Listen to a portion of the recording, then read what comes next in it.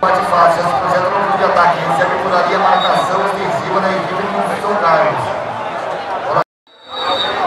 Autoriza o árbitro, lá vem São Carlos, bola alçada na área, desvio! E o Leandro da Várzea, São Carlos empate fácil, um grande clássico do nosso futebol varziano. Jogo válido pelas oitavas de final, olha a batida, dispara! Encarou de frente a marcação, pra cá, está lá, passando, pá! Olha o cruzamento, desvio, pra fora! Bate fácil, lá vem São Carlos, para a Una, cruzamento na área, subiu por ali. Apito o árbitro, final de primeiro tempo, 0 para o São Carlos, 0.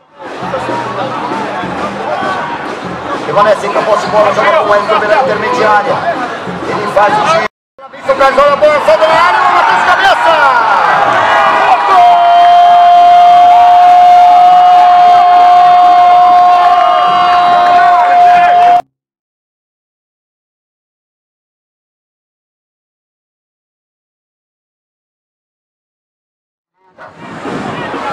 Tá por ali o Marquinhos, tentou a batida de longe,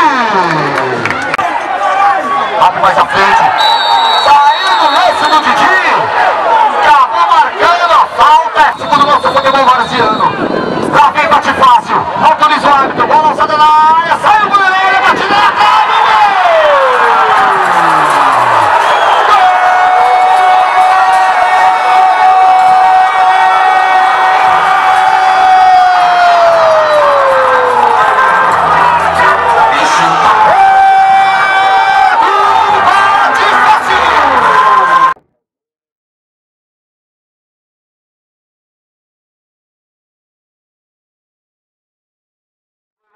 Matheus, tá na área, tocou pra trás, chega Thiaguinho, vai pra trás e a batida!